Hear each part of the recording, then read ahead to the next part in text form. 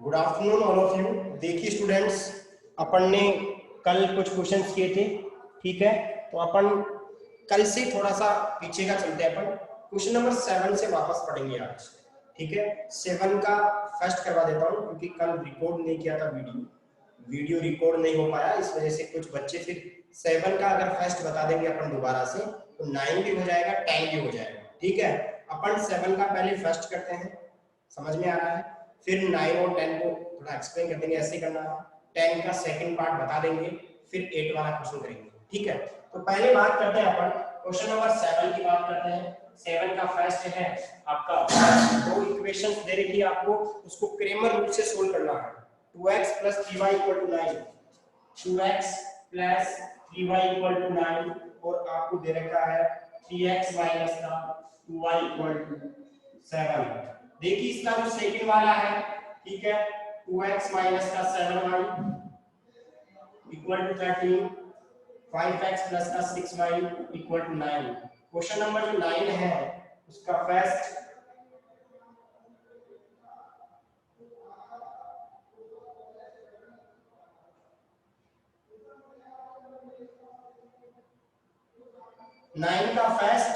और 9 का second. Question number जो 10 है उसका फर्स्ट, ठीक है। पहले क्वेश्चनों की बात करते हैं अपन। देखो एक बार, मैंने क्वेश्चन नंबर 7 लिखा है, इसमें दो वेरिएबल्स हैं, इसमें भी दो वेरिएबल्स हैं। 13 इधर था, मैंने इधर ले गया, 9 इधर था, मैं इधर ले गया। 13 नेगेटिव था, पॉजिटिव हो गया। 7 के दोनों क्वेश्चन, 9 के फर्स्ट में x y z आ रहा है, 9 के सेकंड में भी x y z आ रहा है, 10 के फर्स्ट में x y z आ रहा है। देखिए यहाँ पे अपन क्रेमर रूल्स की बात करेंगे तो x की वैल्यू del 1 अपॉन del i, y की value del 2 upon del i। यहाँ पे भी ऐसा ही होगा। 9 वाले क्वेश्चन में x की वैल्यू del 1 अपॉन del हो जाएगी, y की वैल्यू del 2 अपॉन del हो जाएगी, और z की वैल्यू del 3 अपॉन del आएगी। del 1 del 2 del 3 तीनों निकलेंगे 9 के फर्स्ट में, सेकंड में, 10 के फर्स्ट में। यानी कहने का मतलब इसमें काम थोड़ा कम है, इसमें काम थोड़ा ज्यादा है। तो ये काम आपको सारा आपको करना है। मैं एक ही क्वेश्चन बताऊंगा 7 का फर्स्ट। समझ में आ गया होगा आप लोगों के, ठीक है। तो यहाँ पे अगर बात करते हैं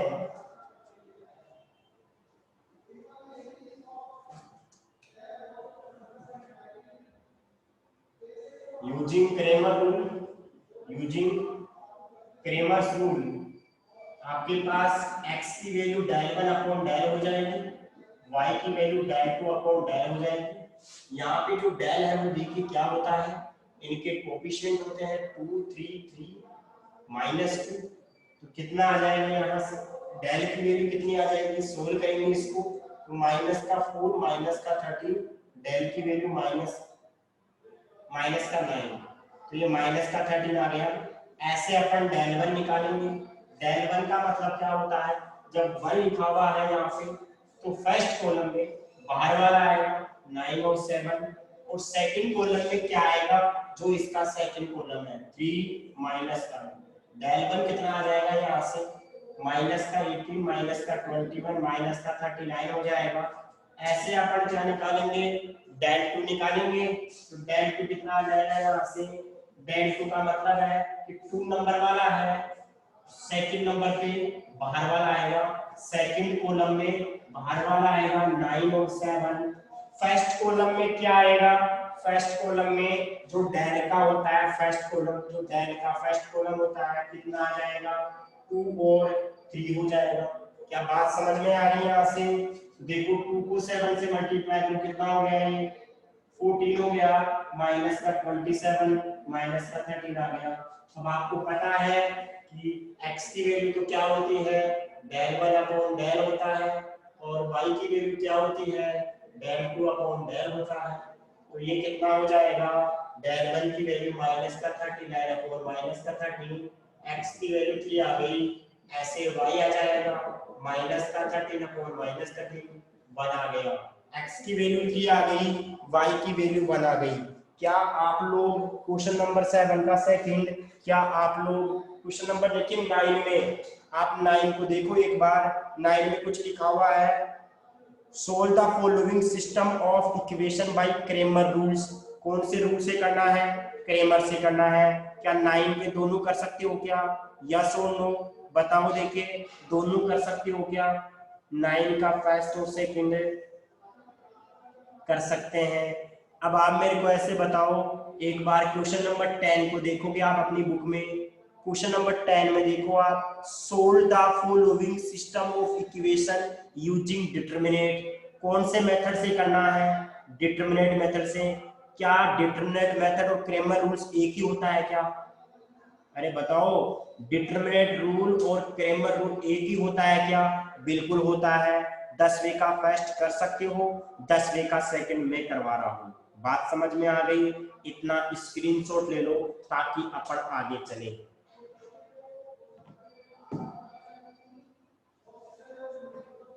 डन? हाँ,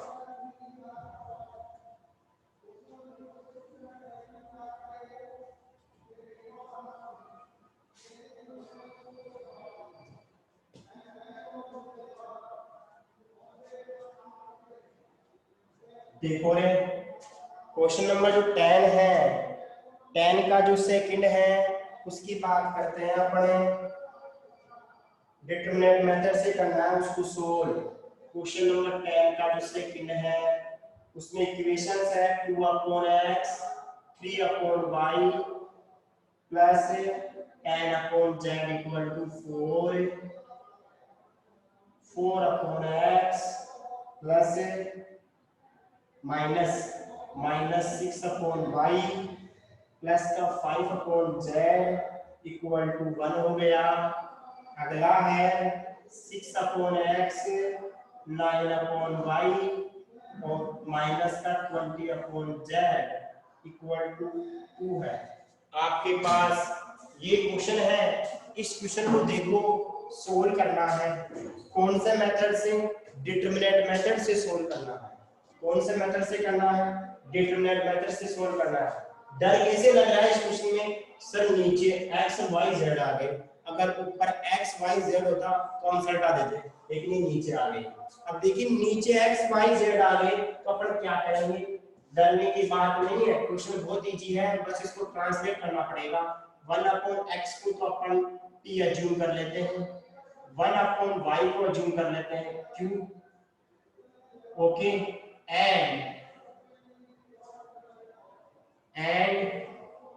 1/z को अज्यूम कर लेते हैं अपन r। जैसे आप अज्यूम करोगे p q और r तो आपके पास इक्वेशंस क्या आ जाएगी? 2p plus 3q plus 10r equal to 4 आएगा। आएगा नहीं आएगा? दूसरी बोलो, 4p minus 6q plus 5r equal to 1 आ गया। अगली क्या आएगी? 6p प्लस 9q आएगा नहीं आएगा? माइनस 20r इक्वल में 2। यस और नो? अब आप मेरे को ऐसे बताओ रे, अगर इस क्वेश्चन में अपन बात करें, इस क्वेश्चन में अपन बात करें तो देखो क्या होने वाला है। अब ये 3 इक्वेशंस आ गई। कितनी इक्वेशंस आ गई? 3 इक्वेशंस आ गई। एक second, just a 1 second.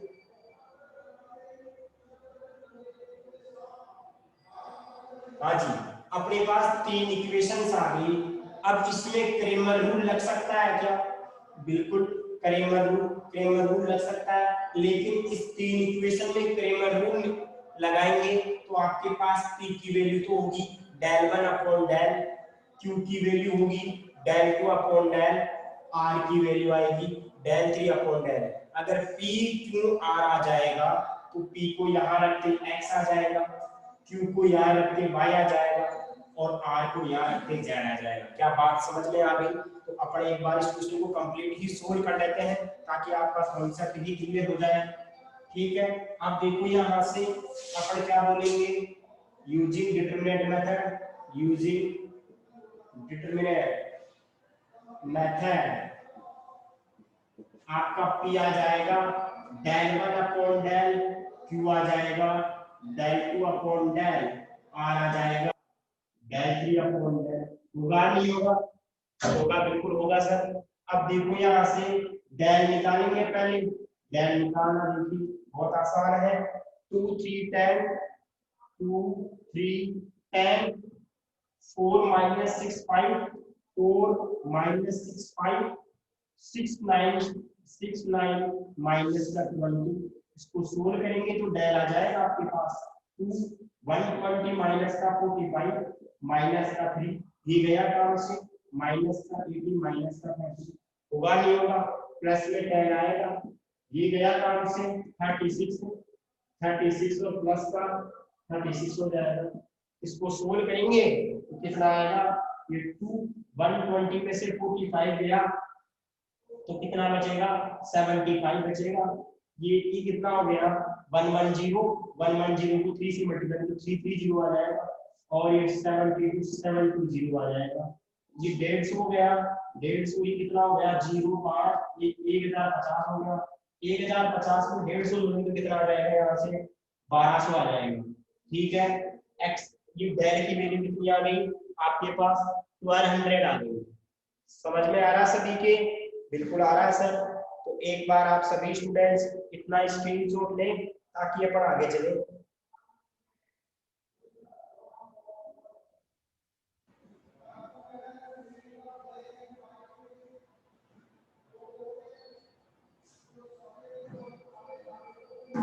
Done?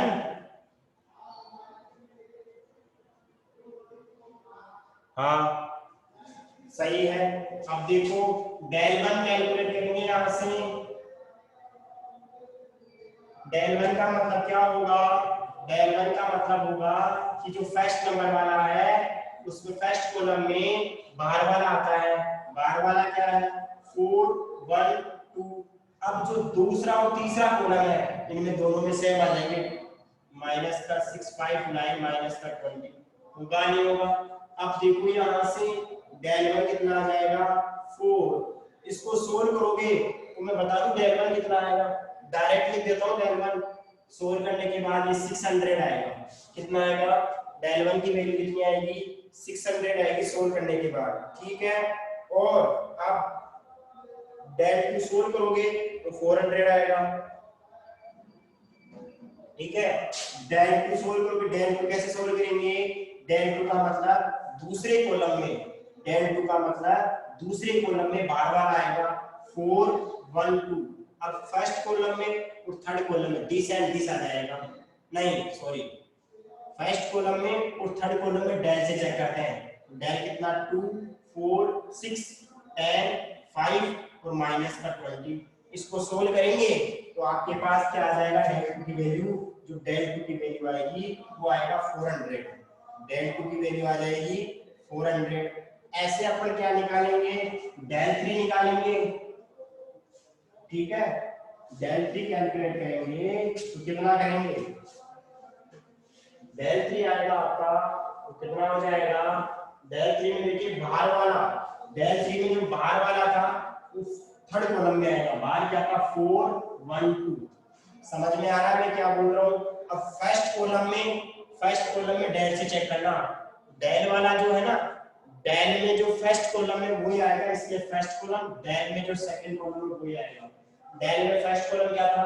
2 4 6। Del में सेकंड कॉलम क्या था? 3 3 माइनस 6 9। इसको सोल्व करोगे तो 240 आएगा। सोल्व आप कर सकते हो डिटरमिनेंट को, आपको सोल्व करके करना पूरा काम, डायरेक्ट मत करना।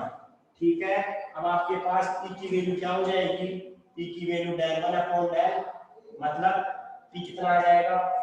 डेल वन की वैल्यू 600 अपॉन 1200 1/2 आ गई। q की वैल्यू कितनी आ जाएगी? डेल टू अपॉन डेल, वो आ जाएगा आपके पास। डेल टू की वैल्यू कितनी है? 400, 400 अपॉन 1200 1/3 हो जाएगा। r कितना आएगा? डेल थ्री अपॉन डेल, तो कितना आ जाएगा? 240 अपॉन 112 1200 1/5 आ जाएगा। अब आपको पता है p आ गया, q आ गया, r आ गया। ठीक है, अब आपको पता चल गया कि आपका p कितना है। p 1/x = p है।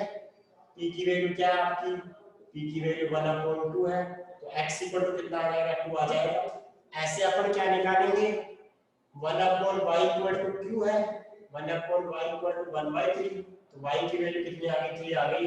ऐसे आपका क्या है, एंड आपका 1/z इक्वल टू r है, 1/z इक्वल टू r की वैल्यू 1/5 आ गई, z की value 5, hence x equal to 2, y equal to 3 और z equal to 5। x equal to 2, y equal to 3, z equal to 5। Answer यही होगा। आप सभी के समझ में भी आ गया होगा। यस और नो कमेंट बॉक्स में कमेंट कीजिएगा और इसका स्क्रीनशॉट लो। 8वां क्वेश्चन समझाता हूँ क्या बोल रहा है। बहुत बढ़िया, बहुत बढ़िया। 8वां क्वेश्चन आपको समझाता हूँ। देखिए चैप्टर बहुत इजी है, मार्क्स लाने वाला चैप्टर है, पास होने वाला चैप्टर है, ठीक है। हाँ, 8वें क्वेश्चन को सभी स्टूडेंट्स अपनी अपनी बुक में देखेंगे क्या बोल रहा है क्वेश्चन। 8वां जो क्वेश्चन है सभी अपनी अपनी बुक को ओपन करेंगे और मैं बोल रहा हूं आप लोग बुक में देखेंगे। Prove that following system of equation are inconsistent. अब आप मेरे को ऐसे बताओ, इसमें ऐसे बोला नहीं कि आपको मैट्रिक्स मेथड से करना है या फिर डिटरमिनेंट मेथड से करना है। देखिए स्टूडेंट्स, आपको मैट्रिक्स मेथड से करना है। जब कुछ बोला ही नहीं, तो आपको कुछ बोला ही नहीं तो आपको कौन से मेथड से करना है, यानी कि क्रेमर रूल लगाना है, मैट्रिक्स मेथड से करना है, ठीक है। अब देखिए, अब आपको प्रूफ करना, वैसे आपको अगर पूछेगा ना कंसिस्टेंट है या इनकंसिस्टेंट, तो आपको मैट्रिक्स मेथड ही लगाना है, क्योंकि आपका मैट्रिक्स मेथड का ही कॉन्सेप्ट है कंसिस्टेंस और इनकंसिस्टेंट का, ठीक है।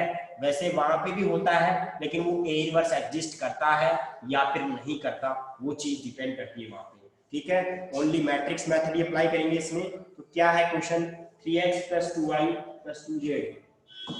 इसमें क्वेश्चन में करेक्शन कर लेना आप लोग, इस क्वेश्चन में करेक्शन कर लेना, जो फर्स्ट इक्वेशन है उसमें -y कर लेना बस, और क्वेश्चन वैसा ही है जैसा पहले कर रहे थे। देखिएगा, इस क्वेश्चन को मैं लिख देता हूँ, करेक्शन करके लिख देता हूँ, ठीक है। क्वेश्चन नंबर जो आपका 8 है उसकी बात कर लेते हैं। पहला 8 का फर्स्ट 3x प्लस की जगह y, यहाँ पे प्लस है, बुक में -y कर लेना, प्लस का 2z इक्वल टू 3। किसी किसी बुक में सही भी हो सकता है ये, ठीक है। y प्लस का 3z equal to 5, x minus 2y minus का z इक्वल टू 1। अब आपको पता है कि कंसिस्टेंट और इनकंसिस्टेंट के तीन मैंने, देखिए मैंने आपको जब तीन वेरिएबल वाला सिस्टम ऑफ इक्वेशन का सॉल्यूशन बताया था, वहां पे डेल की वैल्यू, डेल 1 की वैल्यू, डेल 2 की वैल्यू, डेल 3 के बारे में केसेस बताए थे।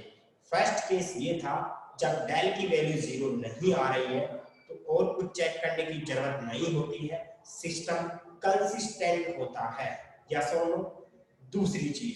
दूसरा केस था अगर डेल की वैल्यू 0 है और डेल 1 भी 0 आ गया, डेल 2 भी 0 आ गया, डेल 3 भी 0 आ गया, सभी भाई 0 आ गए, इसका मतलब इनफाइनाइट सॉल्यूशन, सिस्टम कंसिस्टेंट। एक लास्ट पॉइंट था, डेल की वैल्यू तो 0 है लेकिन डेल 1, डेल 2, डेल 3 इन तीनों में से एक भी नॉन जीरो आ गया, कम से कम एक भी नॉन जीरो आ गया तो इनकंसिस्टेंट हो जाएगा।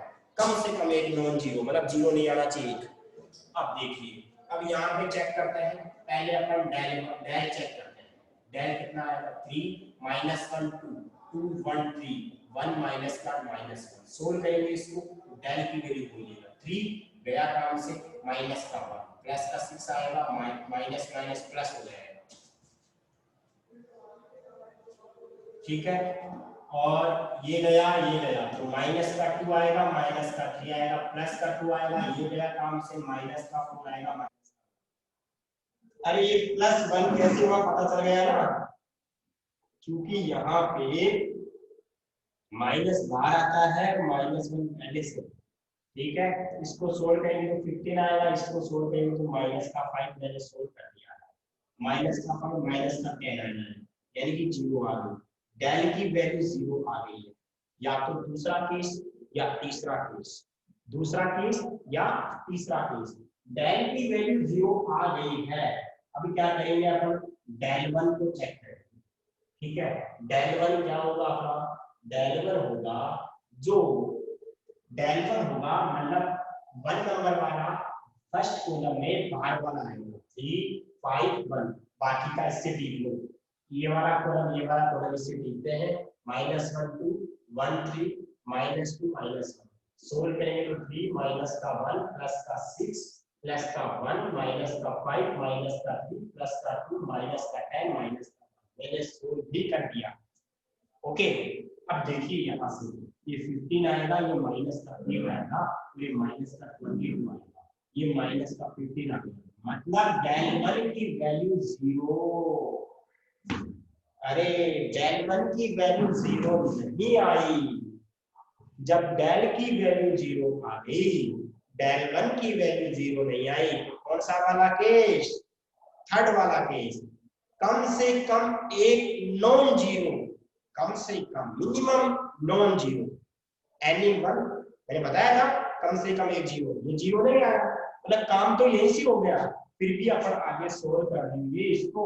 अब डेल टू निकालेंगे, अपन क्या निकालेंगे, डेल टू निकालेंगे, डेल टू कितना आ जाएगा, डेल टू को सोल्व करेंगे अपन, डेल टू का मतलब दूसरे कॉलम में बाहर वाला आएगा 3 5 1, अब ये फर्स्ट वाला कॉलम, ये थर्ड वाला कॉलम, 3 2 1 2 3 माइनस, इसको सोल्व करेंगे तो 3 माइनस का 5 माइनस का 3 माइनस का 3 माइनस का 2 माइनस का 3 प्लस, समझ में आ रहा होगा कैसे सोल्व कर रहा हूँ, ये है ना, प्लस का 2, ये गया 2 माइनस का 5, सोल्व करने के बाद देखो माइनस का 8 माइनस का 24 आ जाएगा, इसको सोल्व करेंगे तो 15 का प्लस का 15 आ जाएगा, और ये माइनस का 6 आ जाएगा। अरे वापस से वही आ गया, माइनस का 15 भी आ गया, डेल 3 की वैल्यू, डेल 2 की वैल्यू भी कितनी आ गई, माइनस का 15 भी आ गया। एक बार सभी स्टूडेंट्स इतना स्क्रीनशॉट लें ताकि इस क्वेश्चन को मैं खत्म कर पाऊँ आगे 2-3 स्टेप में।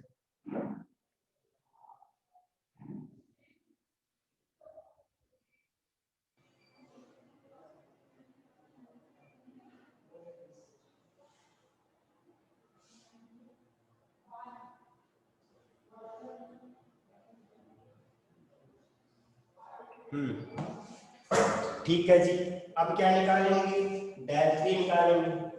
ठीक है, डेल 3 निकालेंगे, उसमें क्या होगा, डेल 3 में क्या हो जाएगा, बाहर वाला फर्स्ट थर्ड कॉलम में आएगा, बाहर वाला थर्ड कॉलम में, बाहर वाला क्या था 3 5 1, शुरू में दोनों में ये आ जाएगा 3 -1 2 1 1 -2, गलती मत कर देना नहीं तो गलत हो गया तो बस काम खत्म हो जाएगा। अब यहाँ से डेल 3 कितना आ जाएगा, 3 1 प्लस 10 प्लस 1 2 -5, आप भी इतनी फास्ट ही सोल्व कर पाओगे जब प्रैक्टिस में आ जाएगा, प्लस का 3, ठीक है, और आगे कितना हो जाएगा, ये इसको रफी कर देता हूँ, प्लस का 3 और माइनस का 4 माइनस का 1, ये हो गया 33 माइनस का 3, होगा नहीं होगा, और ये माइनस का 15, सोल्व करेंगे तो 15 आएगा। कहने का मतलब क्या हुआ, इन सभी से ये रिजल्ट निकलता है, सिंस डेल की वैल्यू तो 0 है, लेकिन del 1 not equal to 0, del 2 not equal to 0, and del 3 भी क्या आ रहा है, डेल 3 भी not equal to 0, so system will be inconsistent, consistent होगा, यही प्रूफ करना था। अगर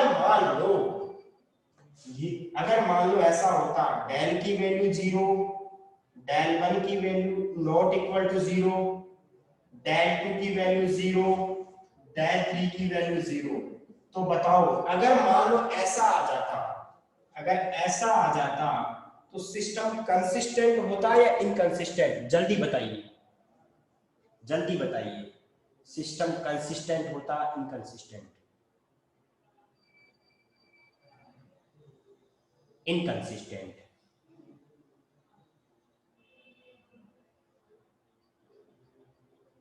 इनकंसिस्टेंट,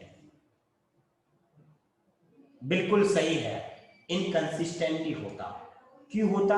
क्योंकि कम से कम एक नॉन जीरो, अगर मान लो ऐसा होता तब बताओ, तब कंसिस्टेंट होता इनकंसिस्टेंट होता?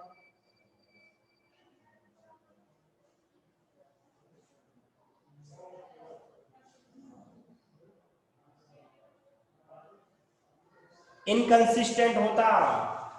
ठीक है, बात समझ में आ गई होगी। तो कहने का मतलब डेल जीरो और इन तीनों में से कम एक नॉन जीरो आते ही इनकंसिस्टेंट। अगर तीनों ही जीरो आ गए और ये तो पहले से जीरो, तब होगा कंसिस्टेंट, अदरवाइज इनकंसिस्टेंट होगा। समझ में आ गया? क्या 8 का सेकंड आप लोग कर सकते हो? यस और नो बताइए, 8 का सेकंड कर सकते हो क्या? यस और नो? बिल्कुल कर सकते हैं, कर सकते हो, बहुत बढ़िया। तो आप लोग एक बार इसका स्क्रीनशॉट ले लो ताकि अपन आगे चले। इसका स्क्रीनशॉट ले लो ताकि अपन आगे चलते हैं। क्वेश्चन नंबर की बात करते हैं अगले की। ठीक है, अपना जो अगला क्वेश्चन है वो क्या बोल रहा है? अब पढ़ेंगे अपन कौन सा मेथड? Matrix method. कौन सा पढ़ेंगे? Use matrix method to solve following system of equation 2x minus y equal to minus two, 2x minus y equal to minus to.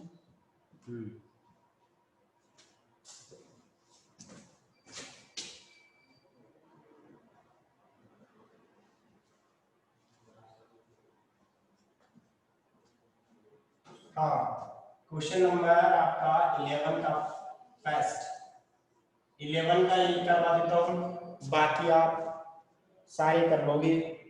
ठीक है, 11 का फर्स्ट देखो, 2x minus y equal to, 2x minus y equal to minus का 2, 3x plus का 4y equal to 3। ये है आपके पास। इसको आपको मैट्रिक्स मेथड से करना है।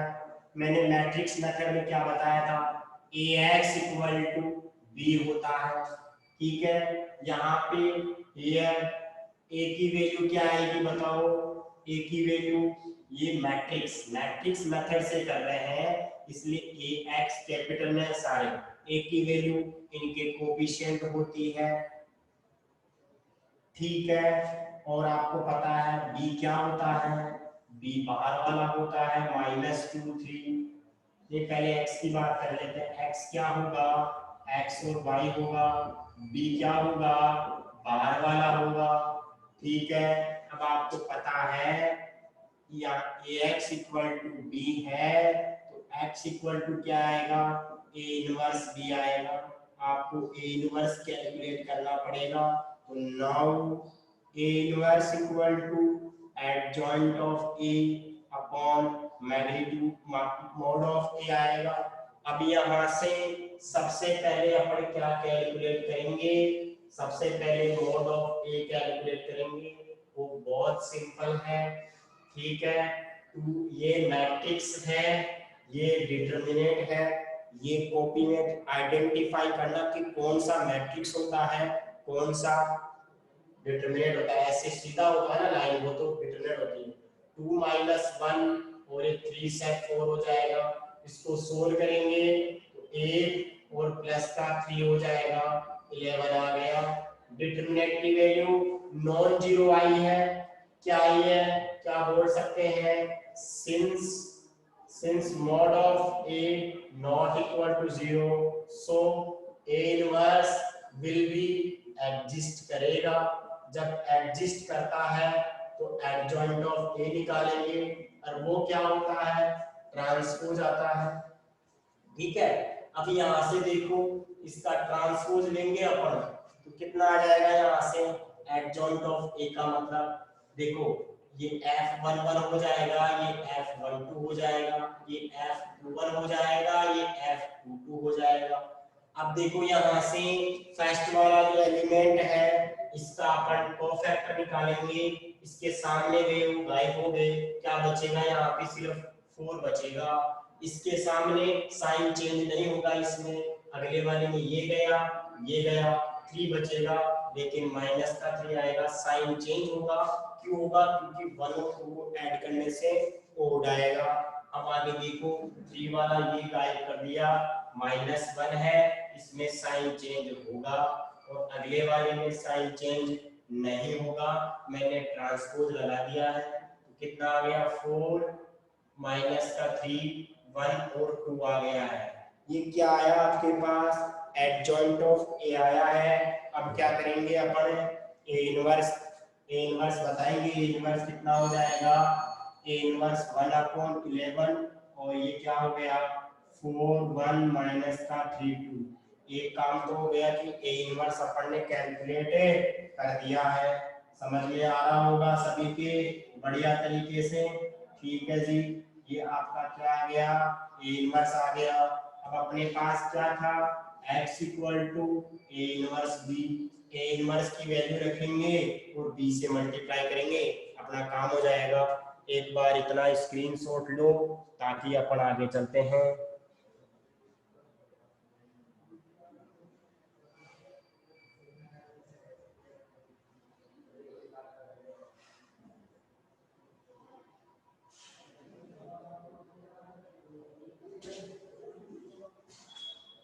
ठीक है जी, अब देखो यहाँ से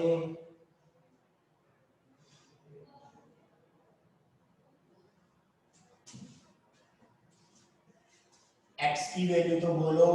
x को क्या था आपका? x और y था। a इनवर्स क्या है? 1/11, 4 1 माइनस का 3 2, और आपका जो b है वो क्या है? b आपका माइनस का 2 और 3 है। ठीक है, b आपका क्या है? माइनस का 2 और कितना आ जाएगा? 3 आ जाएगा। अब x अपॉन y तो ऐसा का ऐसा है, 1/11 बाहर है। ध्यान रखें आप लोग, एक चीज का विशेष तौर पर ध्यान रखें, आप इनको चाहे कितने भी ऑर्डर का हो ये मैट्रिक्स हमेशा इसी ऑर्डर के इक्वल ही आएगा, क्योंकि दो मैट्रिक्स इक्वल कब होंगे? जब इनका ऑर्डर क्या होगा? सेम होगा। क्योंकि इसका ऑर्डर 2 into 2 का है, अगर मैं बोलूं इसका ऑर्डर 2 into 2 का है, और जो माइनस का 2 3 है इसका ऑर्डर है 3 into 1 का, सॉरी 2 into 1 का है। इसमें कॉलम देखे जाते हैं, इसमें रो देखी जाती है। तो जो नया मैट्रिक्स आएगा उसमें 2 तो रो होगी, 1 कॉलम होगा, मतलब ऐसा मैट्रिक्स ही होगा। जिसमें समझ में आ रहा होगा, मतलब ऐसा वाला मैट्रिक्स ही आएगा। ठीक है, अब देखो यहाँ से अगर बात करें माइनस का 2 था और 3 था, इस कॉलम को उठाएंगे तो नए मैट्रिक्स का एक कॉलम आएगा। एक ही कॉलम है तो एक ही कॉलम आएगा, इस कॉलम को इससे मल्टीप्लाई करेंगे, माइनस का 8 हो जाएगा, ठीक है, प्लस का 3 हो जाएगा, है ना। अब आगे करेंगे प्लस का 6 से और प्लस का 6 से।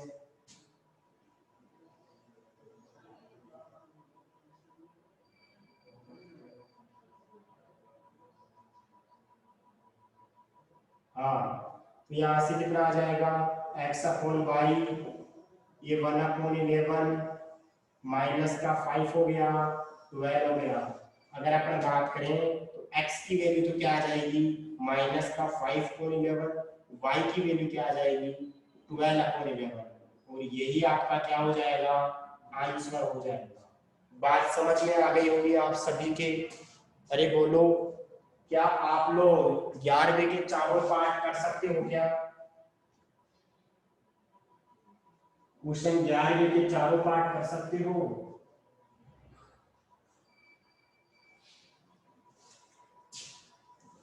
11वीं के चारों पार्ट कर लोगे आप? अच्छा, 11वीं के चारों पार्ट आप लोग कर सकते हैं। बहुत बढ़िया। तो आप 11वां क्वेश्चन पूरा कंप्लीट ट्राई करना, और जितने भी आप एग्जांपल्स कर सकते हो वो भी एग्जांपल्स भी कर लेना, ठीक है। जितने भी आप एग्जांपल्स कर सकते हो, चलो आप 11 के चारों कर लेना एग्जाम्पल, कल कर लेना, परसों करना जो भी है ना। तो इसका स्क्रीनशॉट ले लो, बाकी का अपन कल पढ़ेंगे। स्क्रीनशॉट ले लो इसका।